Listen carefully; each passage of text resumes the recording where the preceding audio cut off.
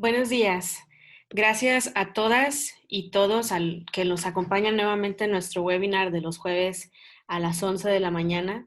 Gracias a las autoridades y operadores del sistema, las organizaciones civiles, la prensa y el público en general. Les doy la bienvenida al webinar COVID-19, identificando las fortalezas del sistema de justicia para adolescentes.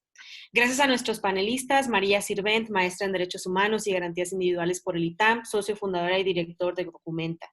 Víctor Herrero, asesor de Justicia para la Niñez en Latinoamérica y asesor técnico de Terresón. Douglas Keylor, Juris Doctor en Derecho y Maestría en Política Internacional, fundador y director ejecutivo de Justicia Juvenil Internacional.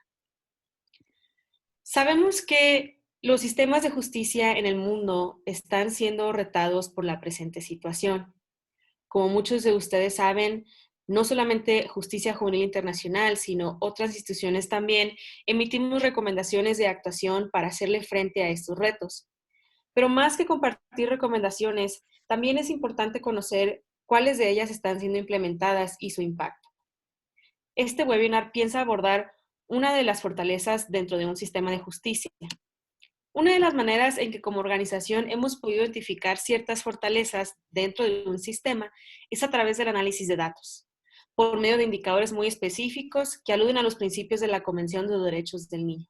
Por ejemplo, el uso excepcional del internamiento no solamente se puede ver a través de un análisis de la norma y la disponibilidad de alternativas a la detención en la misma, sino que podemos ir más allá a detalle, analizando cómo funcionan los filtros para evitar detenciones arbitrarias.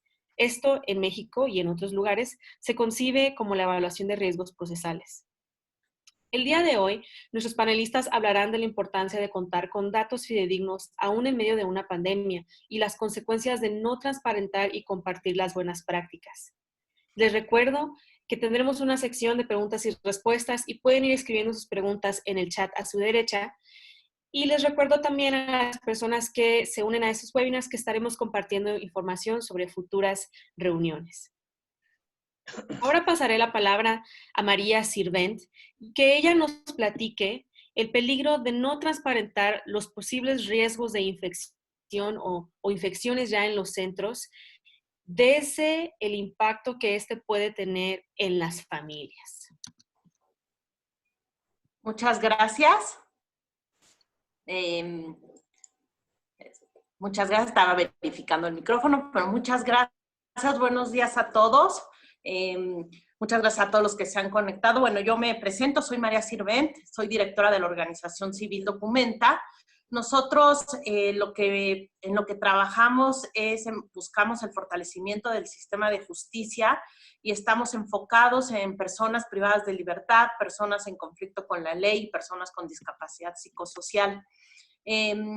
Como bien dice Saraí, voy a empezar diciendo algunas ideas sobre la gravedad de no transparentar, los posibles riesgos de contagio en los centros penitenciarios, enfocada en los centros para adolescentes. Bueno, el sistema penitenciario en México se ha caracterizado por su opacidad, por su cero transparencia, por la falta de datos o la falta de datos públicos y accesibles. ¿Y por qué es importante estar informados? Es muy importante que los ciudadanos puedan conocer la información, porque la información puede salvar vidas en contextos como los que estamos hoy en día. Conocer información en tiempo real, información veraz, fidedigna, en formatos abiertos y lenguaje sencillo, ayuda a combatir las falsas noticias que generan las falsas noticias, pues generan un pánico social. Si eso pasa al exterior, imagínense qué está pasando al interior de los centros de penitenciarios, en donde las personas no tienen contacto con el exterior, no tienen noticias, no están al día de lo que está pasando. Entonces, el no tener información, ¿qué provoca esto? Pánico, caos. Que los adolescentes al interior no sepan qué está pasando, qué medidas se deben tomar antes, durante y después de la crisis sanitaria. Eso es lo que puede provocar el no tener información. Y por otro lado, también afecta a las familias. ¿Por qué? Porque genera mucha preocupación e incertidumbre sobre la situación que se está viviendo al interior con los adolescentes. No se sabe qué acciones concretas se van a realizar en caso de contagios. Y también hay otra cosa que provoca la falta de información, que es que en casos de crisis, como es en el caso actual, hay modificaciones o inclusive hasta se suspenden las visitas familiares. La suspensión de las visitas familiares, si bien es una medida responsable para poder evitar contagios, también tienen impactos y se tienen que tomar medidas para mitigar estos impactos. ¿Qué impactos tiene? Que las familias, al suspender la visita, como está pasando actualmente en la gran mayoría del centro, no saben con certeza qué está pasando al interior. No saben qué va a pasar en el caso en que cómo se van a atender las situaciones. No se sabe si en los centros de reclusión tienen toda la infraestructura para poder atender casos de contagios. Por ejemplo, de algunos testimonios que hemos tomado de las familias, ellos nos mencionan que están preocupados porque se vayan a enfermar y que no tengan la atención necesaria, o que están, por ejemplo, preocupados porque los internos no acaten las reglas y que entonces puedan enfermar a otros. Entonces, aquí es importante resaltar 2 puntos. El primero es la importancia de que las autoridades otorguen la información a los internos, ya que al no tener visita, no tienen limitado el contacto con el exterior, entonces necesitan su única fuente de información fidedigna es a través de la propia autoridad. Y por otro lado, otro punto importante a resaltar es que tenemos que tener en cuenta que los adolescentes muchas veces adquieren sus productos de primera necesidad de higiene de sus familias. Entonces, al suspender la visita, la autoridad debe garantizar estos productos de higiene, los cuales son muy importantes en un contexto como la pandemia que estamos viviendo, en donde la higiene es indispensable. Entonces, las instituciones deben de poder activar el dar información. Dar información mucho más constante que con lo que comúnmente hacen. Los familiares deben de conocer lo que sucede al interior. En el momento que empiecen a darse a conocer los casos de contagios, deben de saber qué capacidad hay para atender a las personas al interior, deben de conocer qué protocolos se van a seguir en caso de que se contagien los adolescentes, deben saber qué protocolos se deben de seguir. Por ejemplo, cuando las personas ingresan, el personal que trabaja ingresa todos los días, de que ingresen nuevos adolescentes, qué protocolos se están siguiendo. Sin toda esta claridad, el pánico entre familias e internos será inminente y crecerá día a día. Disturbios, amotinamientos, motines, hasta muertes y fugas, como ha pasado en otros países. Entonces, sí es muy importante darle información para mantener la gobernabilidad en los lugares, para mantener a las familias con certeza. Ya pasó en Cuautitlán, la primera cárcel en el Estado de México, en el que se detectó COVID. Ya hubo amotinamientos afuera por parte de los familiares, porque no tenían información, porque se empezó a trasladar a las personas. Entonces, es muy, muy importante poder mantener esta gobernabilidad en los centros y esto se va a lograr garantizando la información a todos. Así es. Muchas gracias. Muchas gracias, María. Y yo creo que pudiera resaltar, me gustó mucho la frase que hiciste, la información puede salvar vidas, ¿no? Y eso Sí. lo estamos en este momento aún desde el exterior como viviendo. Y ahora, pues bueno, me gustaría pasarle la palabra a Víctor, que él, pues como experto técnico en varios países, en varios sistemas de justicia para adolescentes, que él desde esa perspectiva de protección de derechos de niños, niñas y adolescentes nos comente cuál sería este riesgo de no transparentar los datos durante la pandemia. Bueno, buenas tardes. Primero, agradecido otra vez de estar con ustedes y prácticamente reiterar las palabras de mi compañera antecesora en el sentido de que no hay nada que se pueda contemplar menos inteligente que no tener una actitud de información fiable y directa con los adolescentes en unos centros o incluso cuando están en una privación de libertad, pero fundamentalmente en los centros de internamiento, en una situación como la actual. es de una atrocidad, de una falta de inteligencia institucional total, además de vulnerar derechos fundamentales. Efectivamente, comparto lo referido anteriormente, porque es poco inteligente, porque lógicamente los adolescentes en una situación como la que vivimos van a generar en el interior de los centros estados de ansiedad, de angustia, de miedos, que los van a expresar de una manera u otra, y normalmente esa expresión va a ser de una forma disruptiva, va a ser en forma de conductas violentas, etcétera, y que van a venir a provocar un problema añadido al problema general. Es decir, desde el punto de vista incluso de la seguridad, es fundamental esa información, pero fundamentalmente lo es también desde el punto de vista de los derechos. Es decir, los jóvenes, los adolescentes tienen el primer derecho, es a la vida, es a que cuidemos de su vida, es a que cuidemos de su integridad física. Y ante un hecho de pandemia, la información tiene que ser directa, fiable y acertada, además. O sea, ¿por qué? Porque de ello, como bien decía, va a depender incluso su salud o su vida. Y no solo la suya, sino la de todos los jóvenes que están, incluso de los funcionarios o de las personas que trabajan con ellos. Con lo cual, esto es muy importante. Pero la información, hablamos el otro día, se puede dar de muchas maneras. A veces, por ejemplo, se están tomando las medidas que son lógicas de aislamiento. Claro, pero si esa información de aislamiento se da a través de una circular, los jóvenes no lo van a entender. La información tiene que ser también entendible, hay que hacerles protagonistas y tiene que ser comunicada por aquellas personas que tengan las capacidades para hacerlo, desde el punto de vista sanitario, desde el punto de vista del propio centro, tienen que ser personas que puedan ejercer sobre ellos una confianza y explicárselo claramente, el porqué de un aislamiento. Porque ese aislamiento lo pueden acabar entendiendo porque son adolescentes, pero no son tontos, entonces van a entender perfectamente que el aislamiento es por un tema de salud propia y de salud ajena, incluidas sus propias familias, y que no es un castigo dentro del castigo, que es la interpretación que si no van a hacer en el caso de que no haya una información fiable. Por lo tanto, es fundamental que esa información se le dé desde el punto de vista de los derechos, integridad, y del derecho a la información, porque también el derecho a la información es un derecho fundamental de los adolescentes. Y el derecho a la participación.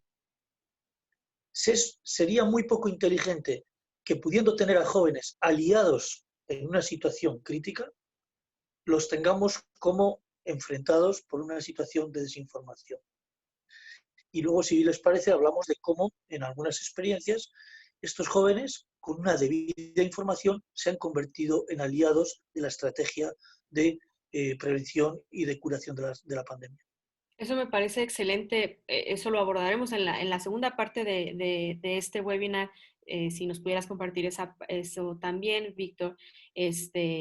Pero me gustaría, antes de ello, darle la palabra a Douglas, que él nos comente, pues como muchos sabrán, en los estados donde nosotros trabajamos y tenemos nuestros proyectos, estamos constantemente analizando datos, sacando estadística y quisiera que Douglas nos comentara desde ese punto de vista, desde la organización civil que analiza datos y da asistencia técnica, ¿cuál sería este riesgo de no comunicar riesgos de infecciones o infecciones al interior de los centros? Gracias por ahí. Y muy buenos días a los compañeros panelistas y a todos los participantes. Estoy hablando de la necesidad para la transparencia en los sistemas de justicia. Es una cosa de lo que estamos observando en todos los países donde están enfrentando la pandemia de COVID-19 muy fuertemente en este momento, desde Europa a Estados Unidos y a Latinoamérica. Muchos de esos centros de privación de libertad, principalmente de adultos, pero también de adolescentes, se están convirtiendo en en epicentros de transmisión de esta infección. Entonces yo creo para estas sociedades demócratas no tenemos otra opción más que ser transparente, de estar compartiendo esa información y como bien dicen mis compañeros, esta transmisión de información entre adolescentes y familias y operadores del sistema tiene mucho que ver con generando como confianza entre estas partes. Pero también específicamente hablando del sistema de justicia para adolescentes, pues que pretende de ser un sistema integral, es crítico que están compartiendo información entre estas instancias de gobierno que siempre consideramos como parte del sistema, como los jueces, los tribunales. Pues los jueces no tienen información sobre cuáles son las medidas preventivas que están implementando y si realmente se están implementando en los centros, les hace muy difícil de poder uh, determinar el riesgo al adolescente al momento de revisar su sanción o de revisar su medida cautelar. Y luego para los mismos directores de los centros, les hacen imposible de controlar la contaminación y la población en sus centros si no conocen también la situación y las medidas preventivas que están tomando en los ministerios públicos, en la policía, hasta las patrullas. Si desconocen los riesgos que están presentando los nuevos ingresos a esos centros. Entonces yo creo que también en el sistema, no solamente entre los adolescentes y los operadores de esos centros, pero también entre otras instancias del gobierno, estamos viendo juegos, cifras negras o juegos donde hay mucho riesgo ahorita, pues que los centros de privación de libertad no son lugares dentro de una burbuja, digamos.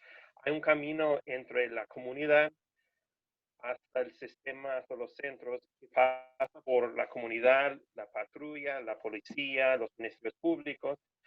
Y si no estamos compartiendo los datos entre estas instancias del gobierno, también estamos desconociendo mucho de la cadena de la contaminación de del COVID-19.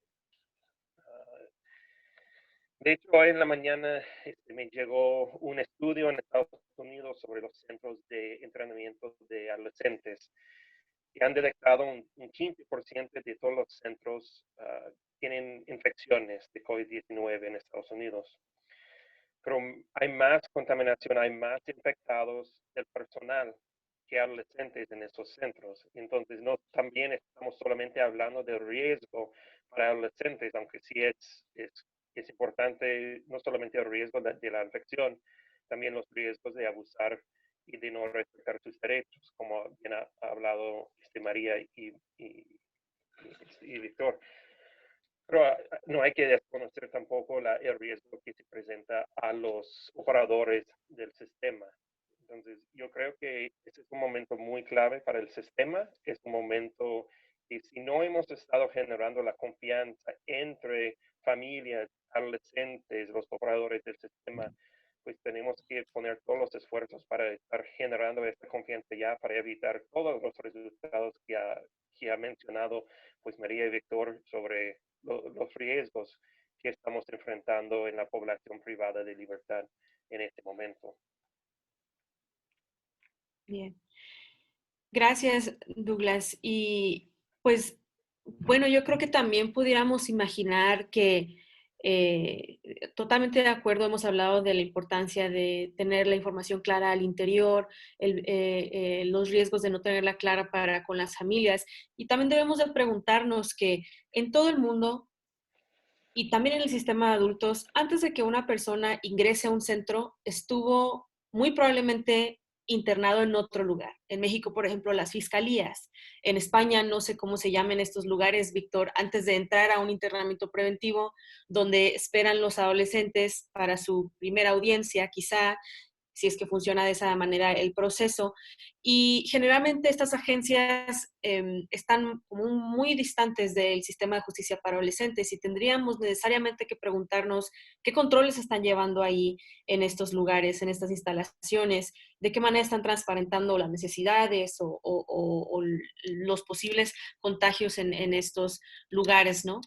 Pero ahora vamos a pasar a la siguiente pregunta, donde vamos a hablar de los beneficios, quizá algunos ya casos de éxito, como lo mencionaba Víctor, los beneficios de transparentar prácticas, pero también de transparentar el riesgo de contagios y número de contagios. Entonces le daré la palabra a María para que ella, si ella tiene algún ejemplo de éxito de esta transparencia entre familias o en otras circunstancias que se haya transparentado información de manera efectiva y el efecto positivo que ha tenido en las familias, si nos pudiera platicar en breves minutos. Sí, muchas gracias. Pues bueno, lo más importante aquí es decir que el transparentar información y que se dé a conocer y qué beneficios puede traer, pues el beneficio más grande es que se pueden tomar mejores decisiones para hacer frente a la emergencia si se conocen los datos, si se conoce lo que está sucediendo. La toma de decisiones puede ser pues, de una forma más eficiente y sobre todo de forma informada, ¿no? Como ya dije, el derecho a la información en casos de crisis como en el que estamos, pues definitivamente pueden proteger la salud y hasta la vida, ¿no? Esto es lo primero que me gustaría señalar. Por otro lado, ¿qué podría ser exitoso? Podría ser exitoso que se garantice que las familias puedan tener comunicación con sus familiares al interior, porque esto daría muchísima certidumbre, ayudaría a la gobernabilidad del centro y a que las propias familias también puedan tomar mejores decisiones y más informadas. Es importante voltear a ver qué buenas prácticas hay en otros países que van más avanzados en la pandemia, conocer cómo se ha desarrollado y qué ha funcionado y qué no. ¿Por qué es importante conocer lo que ha sucedido? Porque, por ejemplo, aquí en México, por lo menos los primeros contagios que empezó a haber en los centros penitenciarios, los contagios se dieron por el personal que trabaja al interior. Entonces, si ya sabemos que el personal es un foco de riesgo y no se estuvieron tomando las medidas necesarias cuando ellos entraban y salían y provocaron estos contagios, entonces, si ya ahora que lo sabemos, podemos tomar mejores decisiones. Como tal, no es que yo conozca como una buena práctica que ya se está aplicando, pero creo que por eso es la importancia de que todo sea transparente, ¿no? Porque podemos ver lo que no está funcionando y entonces ir mejorando las decisiones que se vayan tomando. Es importante por eso entonces que la autoridad haga pública esta información, haga público cuántos contagios hay, cómo empezaron estos contagios en cada lugar, qué protocolos existen, pero no solo es importante la información de la autoridad porque pueden existir muchos protocolos, pero no sabemos si se están llevando a cabo, ¿no? Entonces es importante cruzar esta información con la información que nos dan los propios familiares. Por ejemplo, aquí en México, a nivel federal se emitió un protocolo en donde decía debe de haber gel antibacterial en todos los centros y nosotros al hacer varias encuestas a familiares nos decían, bueno, el gel antibacterial duró una semana. Entonces, por eso es muy importante este cruce de información y tener la información de todas las partes para así poder ir viendo qué es lo que está fallando, ¿no? A nivel federal se emitió este protocolo y sin embargo sabemos que en Puente Grande ya hay contagiados. Entonces, creo que el protocolo no fue suficiente. Claro.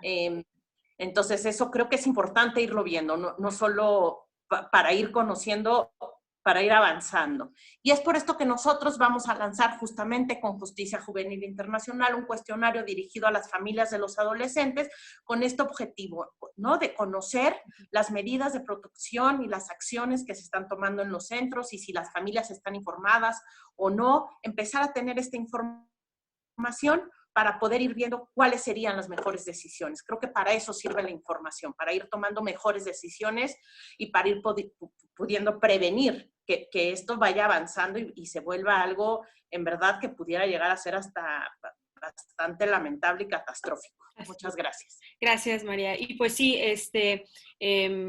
comentaremos un poco más acerca de esta encuesta ya al final de este webinar. Por lo pronto me gustaría pasarle la palabra a Víctor y que él nos comentara si tú ya conoces algunas historias de éxito durante este tiempo, Víctor, en quizá otros países, de transparentar aún el número de contagios para los Sí. gobiernos o para la sociedad? ¿O cuáles estos beneficios de la transparencia?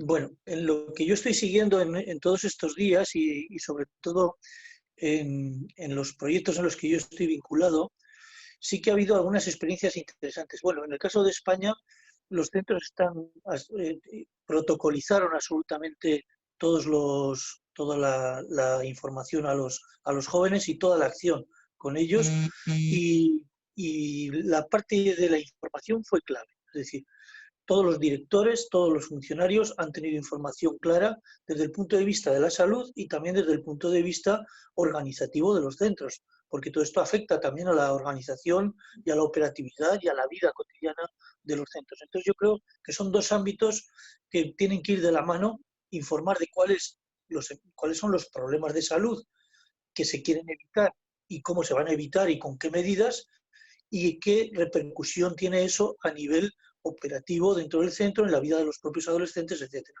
En el caso de España me consta que está funcionando muy bien y si hay algún caso, pues tiene sus protocolos de aislamiento, de aislamiento sobre el aislamiento, es decir, de unidades especiales dentro de los centros donde puedan estar o de todo lo que serían los protocolos ya de salud en el caso de necesidad de derivación a unidades hospitalarias.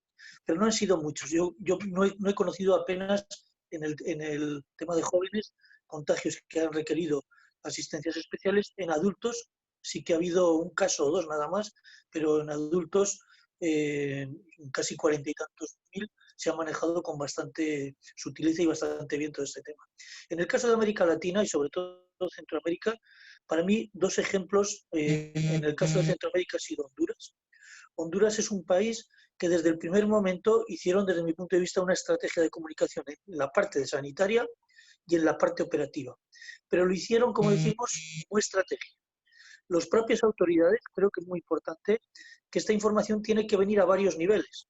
Esta información no puede ser, como decía antes, una información que va en una circular y que luego un funcionario la toma y la interpreta y se la deriva a un joven o se la ponen en un tablón de anuncios. Esta información, por ejemplo, se ha hecho en el caso de Honduras, el propio director ejecutivo, él se ha trasladado a los centros y ha explicado tanto al personal como a los jóvenes la situación y el por qué se les iba a pedir ciertos sacrificios de aislamiento, etcétera, y la necesidad de la higiene y todo lo demás. Es decir, ha habido varios niveles, el equipo directivo, los propios directores de los centros y, por supuesto, luego educadores o funcionarios, ¿no? Ese nivel es clave, porque eso ha generado una confianza de los adolescentes, ya han entendido, lo que decía antes, el por qué se estaban tomando decisiones y siempre en beneficio de los adolescentes, de sus familias, de la salud y en principio de guardar sobre todo el derecho a la vida y a la integridad física. Y los jóvenes lo han entendido perfectamente y lejos de generar problemas se han convertido en colaboradores de la situación. Por ejemplo, en el caso de Honduras, en varios centros hoy están fabricando geles y jabones que hicieron hasta una marca, le llaman cautivos, ¿eh? Y son jóvenes de la Mara 18 y de la MS, cuidado. Y sin embargo, ellos se han puesto por delante a apoyar a la institución. Esos jabones y esos geles los están distribuyendo ya en todos los centros. Y ahora ya, para todos los jóvenes, y ahora ya incluso quieren apoyar a otras instituciones. Estos jóvenes, claro, se ha hecho difusión de eso y ellos se han sentido útiles dentro de esta estrategia. Por vez primera han aparecido en los medios de comunicación no como un problema, sino como jóvenes que están integrados en una solución, ¿eh? Y por otro lado, se han puesto también a fabricar mascarillas, por ejemplo, y lo están haciendo. Y ahí hay toda una estrategia comunicacional directa a los jóvenes y luego de los jóvenes, fundamentalmente con sus familias. Ha habido todo un refuerzo muy importante a través de medios telemáticos de poder comunicar con sus familias. Y eso también ha sido una pieza clave para rebajar las tensiones, etcétera. Pero lo mismo, no ha sido improvisado. Previamente se ha comunicado con las familias, se les ha explicado la situación, se les ha pedido incluso que les trasladen tranquilidad a los jóvenes, se ha hablado con los jóvenes, se les ha pedido que trasladen tranquilidad a sus familias. Es decir, ha habido una estrategia comunicacional muy interesante y al final el resultado es que en una situación tan compleja como es la de Honduras, de una historia de violencia brutal que venimos hace prácticamente 2 años en centros donde aparecían muertos todos los días en los centros. Sin embargo, los centros están completamente en paz y tranquilos. Es decir, yo creo que eso hay que tenerlo muy en cuenta. Y también en Paraguay me consta que en Honduras la institución se llama el INAMI, en Paraguay se llama el SENAI, que también es una institución que también está abordando este tipo de estrategia. Posiblemente haya en otros países que yo no estoy conociendo, o en algunos estados, claro, países como México tan grandes, habrá, me imagino, diferencias, ¿no? También. Pero yo creo que con esta visión, bueno, el éxito es relativo, es decir, el éxito es casi seguro. Los jóvenes van a pasar a ser activos y van a pasar a ser parte de la solución. Gracias, Víctor. Qué interesante. También aquí hemos sabido de algunos centros donde los adolescentes están fabricando máscaras, cubrebocas. Desconozco si es nada más para el interior del centro o para el exterior, pero ciertamente la información hacia el interior tiene un efecto en la población con los adolescentes. Y ahora Claro, me gustaría pero, que Douglas nos... perdón, solamente Sí, una adelante, pequeña adelante. notita nada más, decirle que incluso, como hubo también una estrategia de desinstitucionalización, de un colectivo de 200 y pico jóvenes, prácticamente 30 o 40 los sacaron afuera a una medida no privativa de libertad. Y se fueron también con sus manuales y con material para poder hacer gel o mascarillas en sus casas. Es decir, el estímulo es muy importante. A los jóvenes se les está estimulando a que su colaboración va a tener premio, va a ser reconocida, ¿eh? A efectos de una de una mejora luego en su cumplimiento o de una posible revisión. Muchas gracias, Víctor. Ahora me gustaría que Douglas nos platicara cuál es el beneficio de transparentar riesgos de contagios, protocolos, contagios confirmados a la sociedad civil y quizá nos pueda comentar un poco de este efecto, el efecto positivo de esto en los lugares donde ya se hace esta transparencia y en general el beneficio. Pues, es mucho como ya lo había mencionado mis compañeros, pero también hay que considerar que en el sistema de justicia para adolescentes, los que trabajamos por la sociedad civil o por instancias del gobierno, siempre ha estado el sistema, pues, pues no prioridad.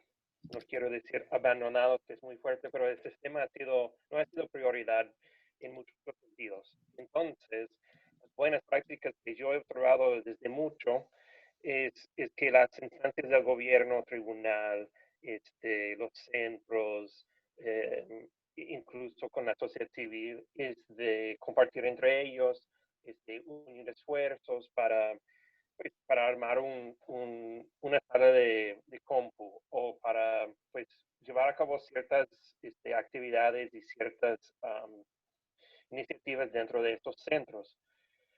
Ya en este momento de la pandemia, yo creo que es más importante que nunca que estamos generando esta solidaridad entre estas instancias de gobierno y la sociedad civil y que estamos compartiendo esfuerzos y para poder invertir los esfuerzos en los aspectos y en los materiales y en en las actividades en donde se necesita, pues hay que estar compartiendo esta información, ¿no? Esta información sobre cuáles son las necesidades, cuáles son las acciones que está por tomar. Pues una cosa son los protocolos que está por implementar en estos centros, como bien mencionó María. La otra cosa es que lo está implementando. Pues si estamos nosotros o si está pues, el centro o otros actores guardando esta información y nada más publicando hacia el público pues, los protocolos y los bonitos directrices y publicaciones y no estamos conociendo realmente lo que está sucediendo adentro, pues no podemos ayudar. La sociedad civil no va a poder unir esfuerzos y compartir con los recursos que nosotros tenemos desde la sociedad. Entonces yo creo que también es un rol, es lo que es de estar compartiendo estas buenas prácticas, como han mencionado los compañeros, pero también es tener la información para que podamos unir esfuerzos entre la sociedad civil, entre las agencias del gobierno, para realmente atender las necesidades que están muy, muy presentes en este momento. Muy bien, pues sí, continuando con lo que menciona Douglas como organización, y lo he mencionado en un inicio, los estados saben, los estados donde estamos trabajando más directamente, saben que el manejo de los datos siempre ha sido para el beneficio del sistema y es algo que hacemos muy diligentemente.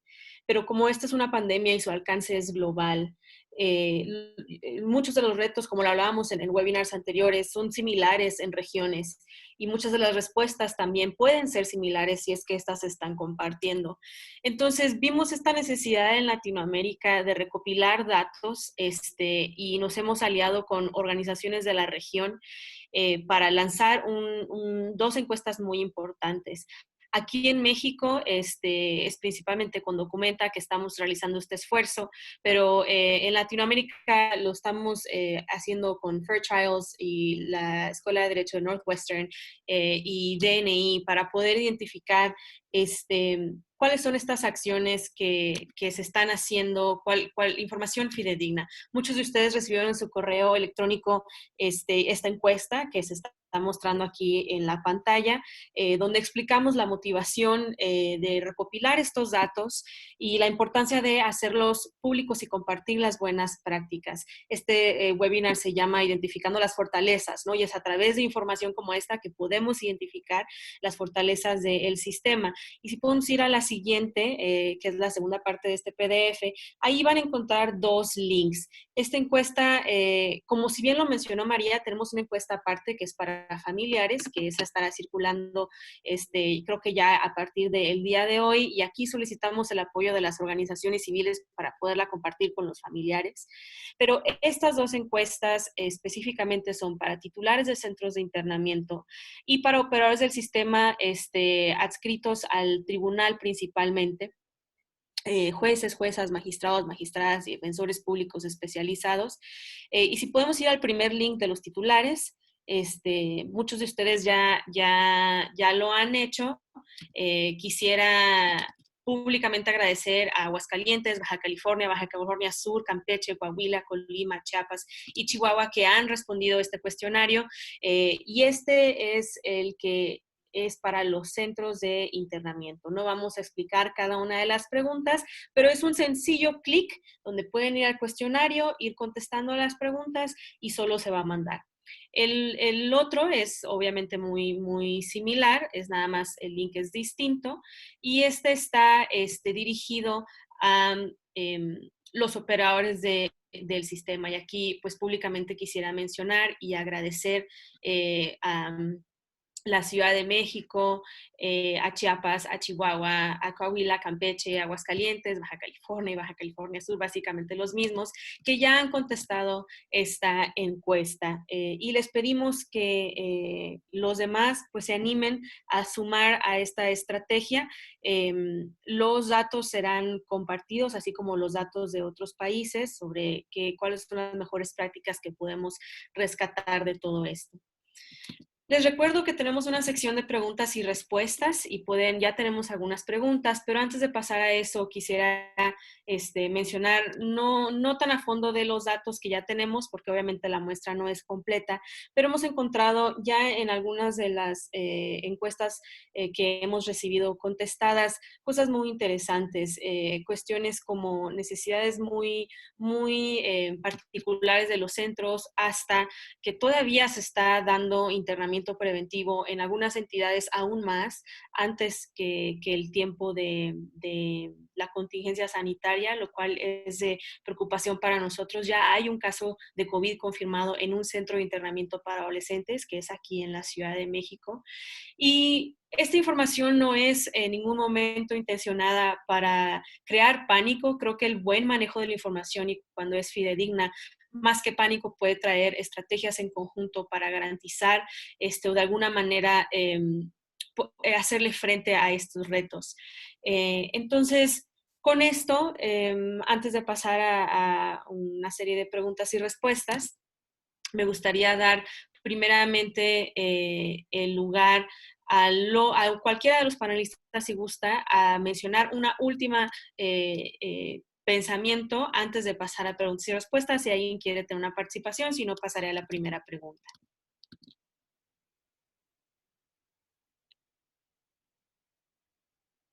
Víctor, ¿estás hablando? ¿Estás en...? Oh, si podemos dejar que quitar poner el micrófono. Sí, adelante, Víctor.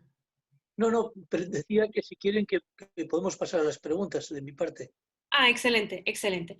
Ok, entonces la primera pregunta que tenemos aquí es, ¿cómo están informando a los y las adolescentes en relación a su familia, aparte de la vía telefónica? ¿Sabemos algo al respecto de eso, María? Si hay una comunicación que sea aparte de la vía telefónica o Víctor en otros países, quien quiera contestar. Yo puedo. Adelante, sí. Ah, sí, está abierto el micrófono.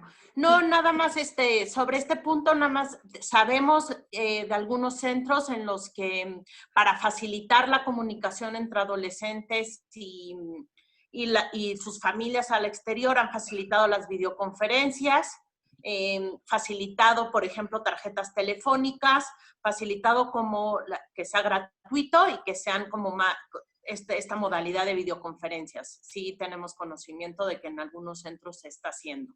Oh, muy bien.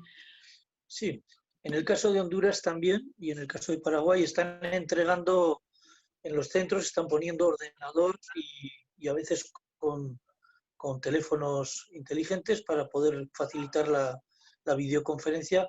Pero insisto, yo creo que es muy importante y no es difícil de generar un pequeño procedimiento para esas llamadas. Es decir, no son llamadas indiscriminadas, sino que se organizan fundamentalmente por los equipos técnicos que previamente comunican ellos con la familia para, lógicamente, fijar momento y tiempo, pero también ya para explicarle cuál es la situación, que está bien su hijo o su hermano, lo que fuere, y al revés, ¿no? Es decir, cuando llegan ya a la conferencia hay un clima creado donde han intervenido los profesionales y facilita muchísimo, ¿no? Y bueno, y yo creo que eso ha llegado para quedarse, ¿eh? Yo creo que eso ha llegado para quedarse en muchos lugares porque incluso se estaba viendo como peligro, es decir, todo el tema de comunicación se veía casi como un peligro, pero realmente podía serlo si no se organizan bien las cosas. Es decir, un teléfono dejado indiscriminadamente en un centro pues puede acabar siendo un problema hasta de seguridad, pero un teléfono bien utilizado puede ser un elemento de paz social y de crecimiento del propio joven por la relación, los vínculos, increíble. Es decir, quizás en estos momentos están encontrando las comunicaciones que no habían tenido hasta ahora. Eso es muy interesante. Douglas, ¿quieres mencionar algo al respecto? Aparte de la vía telefónica, ¿qué opciones? Pues, sí, solo de mencionar que los centros que nosotros hemos observado que tienen las mejores prácticas al respecto de comunicación con padres de familia, es que han llevado a cabo estas comunicaciones, estos vínculos, estas relaciones ya hace un buen tiempo, ¿no? Es un momento difícil de tratar de empezar de generar esta confianza con familias y aún de conectarse con estas familias, ¿no? Muchos de esos adolescentes vienen de las afueras de las ciudades o en la sierra o en lugares de mucha pobreza y le hace muy difícil de comunicarse con sus familias. Entonces, pero en todos modos, tienen que estar, si no lo han estado haciendo antes, tienen que empezar de hacerlo ahora por la situación. Pero esta es una de las buenas prácticas que los centros deben de mantener aún luego de esta pandemia, ¿no? De mantener ese contacto con familias y mirar hacia las familias como parte de su reinserción social, no siempre parte de la problemática, ¿no? Del adolescente. Correcto, justamente hablaba con un magistrado acerca del uso de las tecnologías, como dice Víctor, y él mismo me decía, donde no se estaba implementando, esto llegó para quedarse, ¿no? Sí habíamos notado, muy al inicio, de hecho, de la pandemia, por ahí tuvimos información acerca del proceso lento para que permitieran algunas salas a realizar audiencias virtuales con los adolescentes. Algunos estados reaccionaron de una manera más pronta y eso es algo que abordamos en la encuesta como el tiempo. Sabemos que hay estados aquí en México están teniendo muy buenas prácticas desde el tribunal. ¿Qué importa el cuándo, no? O sea, ¿de qué manera podemos responder? Ahora fue una pandemia, pero en un futuro, cuando haya momentos de reto, ¿cuál es la facilidad de respuesta en cuanto a tiempo también por parte del sistema? Y vamos a pasar a la pregunta número 2. ¿Tendrán alguna información de acciones a tomar por parte de la Fiscalía Especializada en Adolescentes durante la pandemia? Supongo que aquí la pregunta es si tenemos información, porque supongo que es dos cosas, ¿no? De qué acciones han tomado algunas fiscalías especializadas para adolescentes o información acerca de buenas acciones por tomar por parte de las fiscalías especializadas durante la pandemia. No sé quién quiera abordar esta pregunta. Si les parece, inicio yo. Sin duda, cuando las experiencias positivas que he comentado no son posibles solo desde la acción positiva de la institución ejecutora de la sanción. No puede ser. Son acciones coordinadas, lógicamente, con jueces y fiscales fundamentalmente y defensores, ¿no? Pero, y dicho eso, es decir, tanto en Honduras como en Paraguay, me consta que las fiscalías especializadas han tenido un rol activo, muy proactivo y muy importante, facilitando todas estas posibilidades, tanto sobre todo la desinstitucionalización, ¿no? Y eso es clave. Por eso también esa información que decía antes tiene que ser de parte de las autoridades. Los jóvenes tienen que identificar que las autoridades están pendientes de ellos y que se están preocupando por esta situación. Pero más allá de eso, yo le doy un rol muy importante a las fiscalías especializadas, porque muchas veces entendemos que los fiscales, en algunos lugares procuradores que les llaman, están solo para la parte de la investigación y hasta el juicio. Pero no es cierto. Es decir, claro que ellos son pieza clave a la hora de poder determinar una remisión, por ejemplo, o una suspensión del proceso a prueba en algunos casos, etcétera, ¿no? Pero también son claves a la hora de entender qué sanción es la adecuada, no es la más grave. La mentalidad punitiva de todo el sistema y fundamentalmente de los fiscales ha sido aplicar fundamentalmente, intentar buscar siempre el máximo de medida o de pena al delito. Cuando en realidad el objetivo de un fiscal es encontrar la medida más idónea al delito y al adolescente. Pero es que la figura del fiscal permanece también durante el periodo de ejecución, por supuesto en preventivo cautelar, pero también en definitivo. En definitiva, ¿por qué? Porque cada vez que la institución ejecutora tenga que promover una revisión o incluso una finalización anticipada o algún beneficio, lógicamente lo va a proponer al juez correspondiente, pero el juez va a dar inmediatamente audiencia a las partes. Y la fiscalía es importante que vaya totalmente en sintonía, ¿no? Por eso el rol de los fiscales especializados es fundamental. Yo les hablaba, creo, el otro día, que los fiscales iberoamericanos, los 22 países iberoamericanos, a través de la AIAM, la Asociación Iberoamericana de Ministerios Públicos, determinó y se adhirió y creó un protocolo que se llama la Declaración Iberoamericana de Justicia Juvenil, donde ellos están comprometidos a promover este tipo de cuestiones de desjudicialización o de desinstitucionalización. Ok, muchas gracias, Víctor. ¿Algún otro de los panelistas quisiera responder en cuanto a qué acciones pueden tomar o han tomado las fiscalías especializadas de adolescentes durante la pandemia? Pues, sí, yo.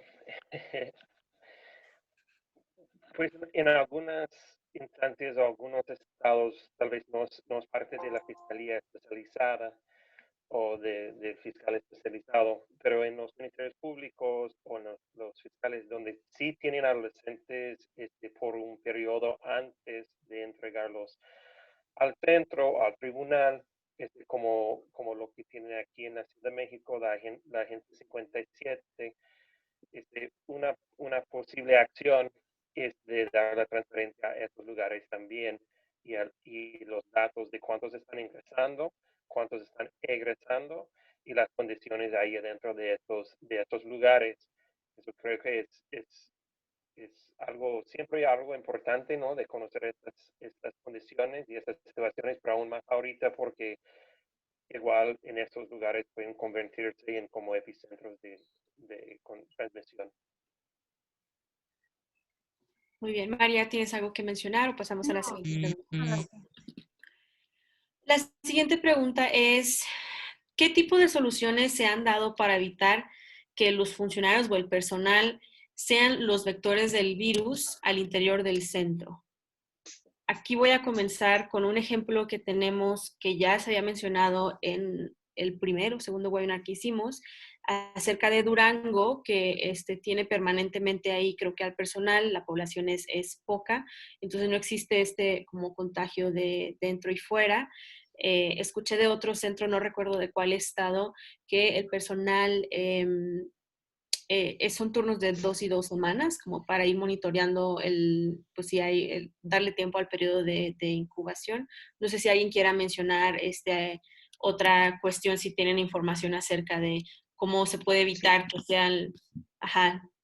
Sí, no, solamente decir que tenemos que ser muy conscientes, tal y como se nos está explicando, que solamente a través de los test podríamos tener alguna certidumbre en cuál es el nivel de contagio que personas puedan estar dando, incluidos los funcionarios cuando entran o salen, o los propios jóvenes. ¿Por qué?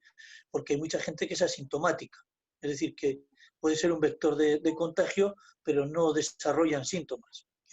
Y solamente cuando se desarrollan síntomas y se hacen las pruebas correspondientes, pues entonces y hay dos tipos de prueba. Una que más o menos determina si realmente se ha estado en contagio o no con la enfermedad y, lógicamente, si no ha habido síntomas, pues es que no, que ha sido asintomático. Y luego una segunda prueba en la cual ya sí se puede saber si una vez que ha tenido contagio y ha podido pasar asintomáticamente la enfermedad, ha inmunizado a esa persona, ¿no?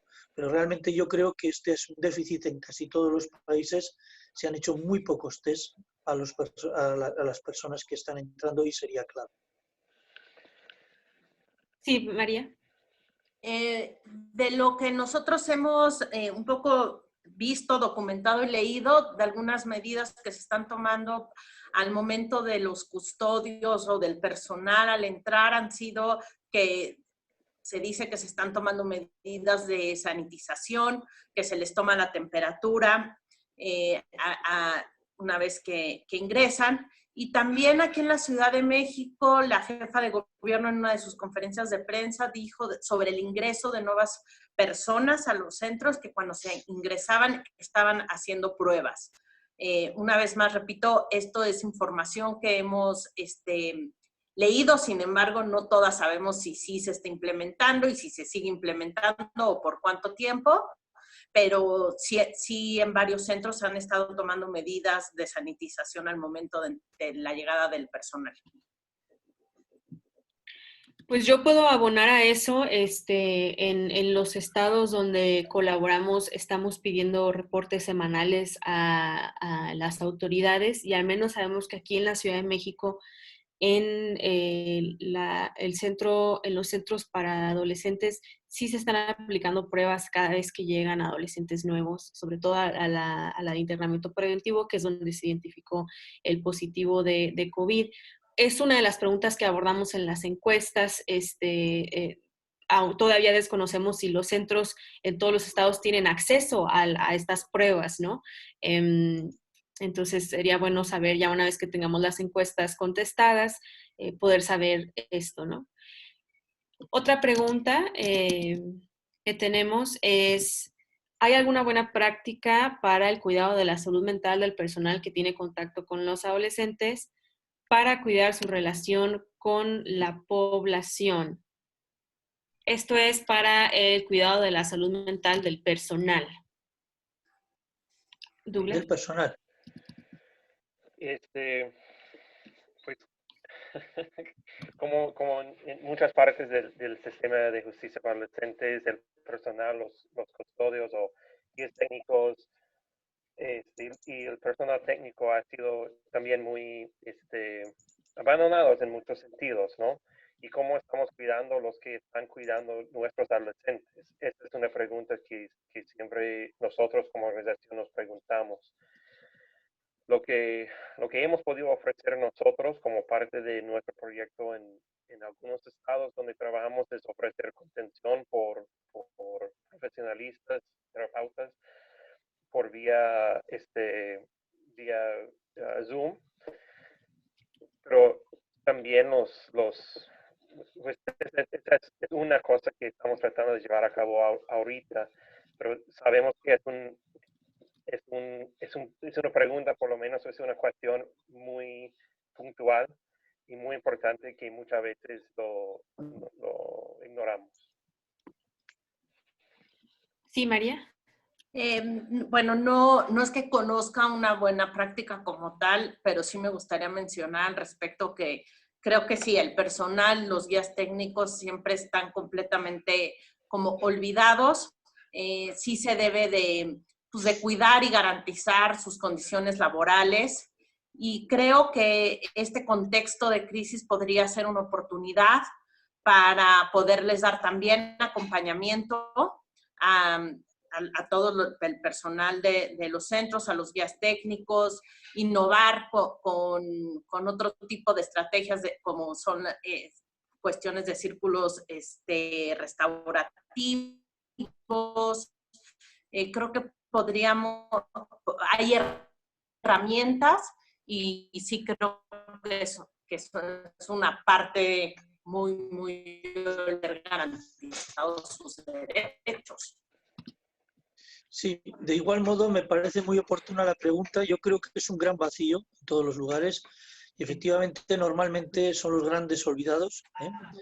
Y fundamentalmente los funcionarios que llaman custodios, es decir, el funcionario que está más directamente con el adolescente, son los grandes olvidados del sistema y son una pieza clave. Entonces, yo creo que efectivamente no conozco que se estén haciendo grandes cosas con este tema y sin embargo sí que puede ser una oportunidad para repensar todo el tema del autocuidado y del apoyo a estos profesionales. Sí que he conocido en Honduras, en algunos centros, de los que son muy complejos, se están trabajando, pero ya antes incluso del COVID, bastantes estrategias relacionadas con la depresión, ¿eh?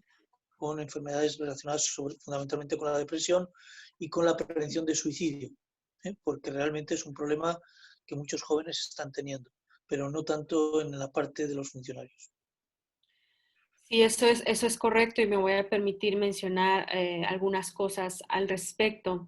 Em, Como organización hemos tenido la oportunidad de trabajar con varios centros aquí en México, tanto a través de nuestra certificación de centros de internamiento para adolescentes como cursos de especialización para guías técnicos.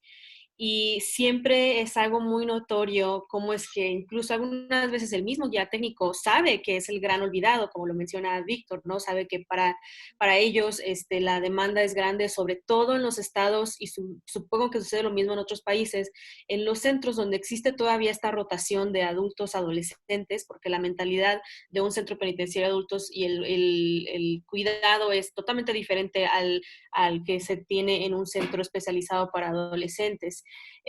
Y es algo que al menos a través de nuestros proyectos abordamos o cuestionamos al centro, ¿no? De qué medidas, qué programas, qué tipo de capacitación, qué tipo de autocuidado. Ahorita estamos lanzamos una primera encuesta sobre necesidades de los centros, y algunos centros expresaron la necesidad de quizás hasta tener una especie de contención con algunos guías técnicos, lo cual vamos a responder por lo menos ahorita en los estados donde estamos trabajando, si esa es la necesidad. Y voy a cerrar con estas últimas dos preguntas que yo creo que van de mano a mano antes de que termine este webinar. Nos pregunta si el número de infectados es alto en los centros, como primera pregunta, y dos, ¿en dónde se publicará la información que estamos generando respecto a la información del COVID-19? La información la estaremos presentando yo creo que en un espacio así como un webinar, pero también en nuestra página y en las páginas de nuestras organizaciones aliadas donde estamos realizando este esfuerzo. Hasta ahorita, de las encuestas que hemos recibido de los centros, creo que son 10, 11 centros que han contestado la encuesta, solo se ha reportado un positivo de COVID. Más no sé, Víctor, en los países donde tú tienes información, si hay números altos de infecciones al interior de centros de internamiento para adolescentes, o bueno, Douglas ya nos mencionó que en Estados Unidos es el 15% de la población adolescente interna.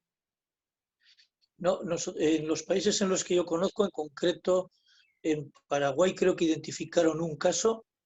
En Honduras no tengo conocimiento de que hayan identificado.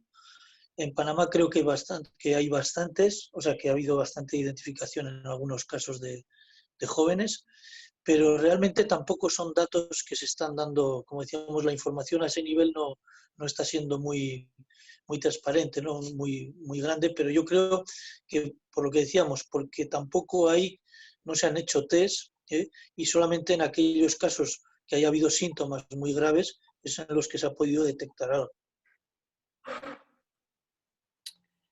Pues, Perdón, y hay que tener en cuenta que la población joven no es la población más afectada. eso también hay que tenerlo en cuenta, ¿no? Entonces, cuando hablamos de porcentajes más altos, pues Son eso. casos muy excepcionales. Así es, así es. Pues bueno, ha llegado ya la hora en que tenemos que cerrar este espacio.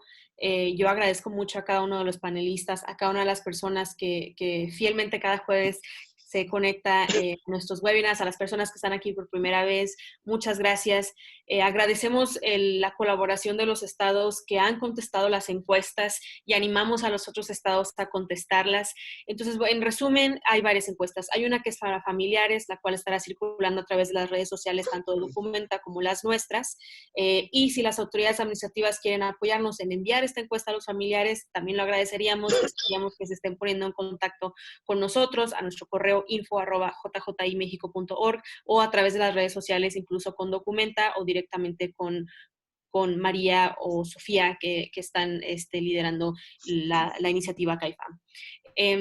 Y tenemos este PDF que les ha llegado a sus correos. Si alguien no recibió la encuesta con estos links, también les pido que nos haga saber para reenviársela y que puedan contestar estas dos. Entonces son tres, la de los familiares, la de los titulares de los centros y la de los operadores adscritos al Poder Judicial. Y estaremos, también serán públicas las encuestas que hagamos en otros países, tenemos los resultados. Y pues nuestro correo nuevamente podría ser al mío, sarai@jjimexico.org o al de info@jjimexico.org. Muchas gracias nuevamente a todos y nos vemos en nuestro siguiente webinar. Y nada más como un pequeño comercial, estamos en unos webinars regionales bolivianos y hoy en uno de ellos estará participando representantes del sistema de Sonora a las 2 de la tarde hora Ciudad de México. Los datos están en nuestras redes sociales por si gustan sintonizarlo. Muchas gracias a todos y hasta luego. Muchas gracias. Gracias. Muchas gracias. Hasta luego.